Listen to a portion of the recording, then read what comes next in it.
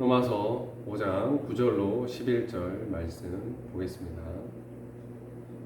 로마서 5장 9절로 11절 말씀입니다. 그러면 이제 우리가 그 피를 인하여 의롭다 하심을 얻었은즉 더욱 그로 말미암아 진노하심에서 구원을 얻을 것이니 곧 우리가 원수 되었을 때에 그 아들의 죽으심으로 말미암아 하나님으로 더불어 화목되었은즉 화목된 자로서는 더욱 그의 살으심을 인하여 구원을 얻을 것이니라.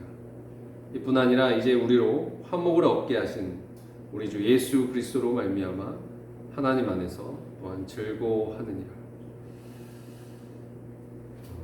9절에서 바울은 하나님이 우리를 사랑하셔서 십자가에서 자기 아들을 내어주심으로 인해 그 아들의 피로 인해 우리에게 열려진 세계를 말하고 있습니다. 먼저는 9절 전반부에 우리가 그 피로 인하여 의롭다 하심을 받았으니 라고 말하고 있습니다. 우리가 의롭다 하심을 받은 것입니다. 예수께서 십자가에서 자기를 비우시고 낮추시고 우리를 위해 자신의 생명까지 내어놓으심으로 인해서 그 피로 인하여 죄인된 우리가 의롭다 하심을 받게 된 것입니다. 우리 죄의 모든 것을 주께서 십자가에서 담당하시고 보혈의 피를 흘리심으로 말미암아 우리의 모든 죄가 사하여지고 의롭다 하심을 받게 된 것입니다.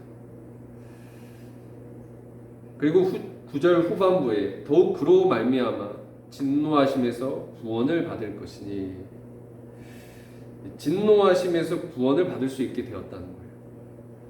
우리를 위한 하나님의 아들의 피는 우리를 의롭다 할 뿐 아니라 미래에 나타날 진노하심에서 또한 우리가 구원을 받게 될 것이라고 바울은 말합니다.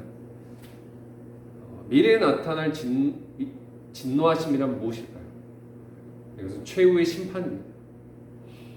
하나님은 사랑의 하나님이시지만 죄악을 심판하시는 공의의 하나님도 되시죠. 그래서 계시록의 죄악의 세계를 향해서 천사가 진노의 대접을 붙는 장면이 나옵니다.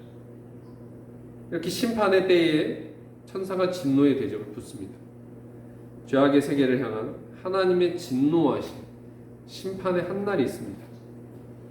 최후의 심판이 있습니다. 우리는 어떻게 그 진노의 심판에서 구원을 받을 수 있습니까? 그것은 바로 하나님 아들의 피로 말미암아서라는 거예요.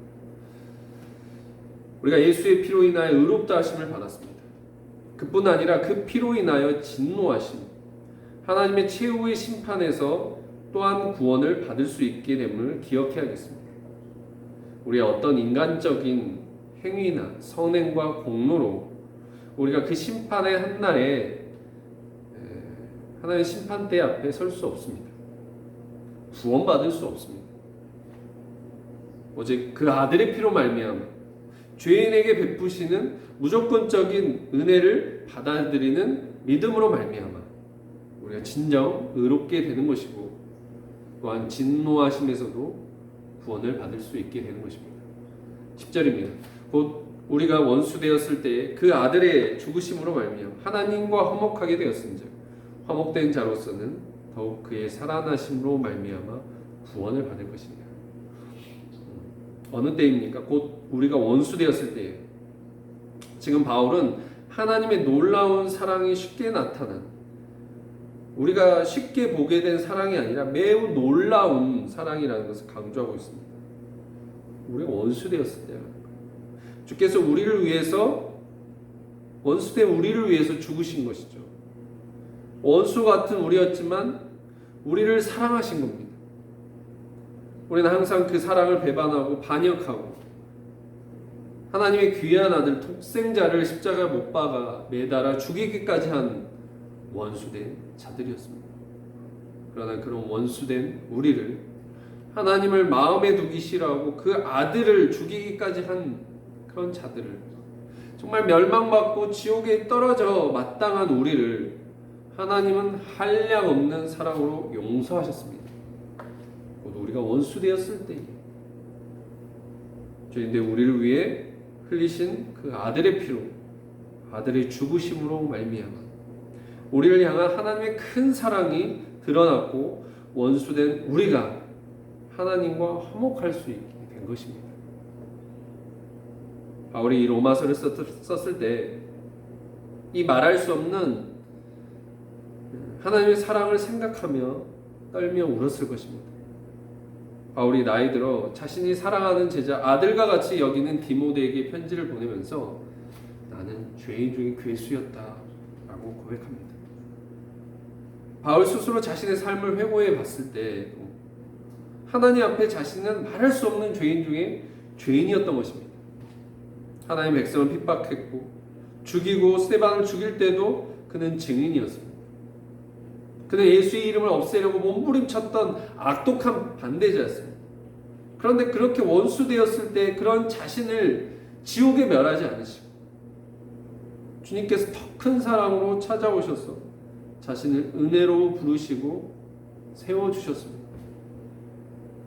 그래서 바울은 후에 자신의 인생을 돌아보면서 나의 나된 것은 오로지 주의 은혜라고 고백을 하는 것입니다. 우리도 그렇습니다. 바울처럼 주님을 배반하고 대적했던 원수였습니다. 그러나 그런 원수였던 우리를 주님께서 큰 사랑으로 부르시고 찾아오신 것입니다. 그러면 우리도 나의 나된 것은 오로지 주의 은혜임을 고백해야겠습니다. 주의 은혜가 아니면 한 사람도 서 있을 사람이 없습니다. 살아남을 사람이 없습니다. 우리가 원수 되었을 때 베푸셨던 그 은혜로 말미암아 우리가 지금 여기까지 오는 것이고 앞으로 그 은혜로 말미암아 살아갈 수 있게 되는 것입니다. 우리가 원수 되었을 때 그렇게 주께서 베푸신 큰 사랑이 있었기에 지금 여기 우리가 서 있을 수 있는 것입니다. 우리가 예전에는 죄로 말미암아 하나님과의 적대 관계, 진노의 대상일 뿐이었습니다. 그러나 그 아들의 죽으심으로 말미암아 그 속량으로 말미암아 이제는 하나님과 우리 사이의 모든 원수된 것, 막힌 담이 허물어지고 감격적인 화해가 이루어진 것입니다.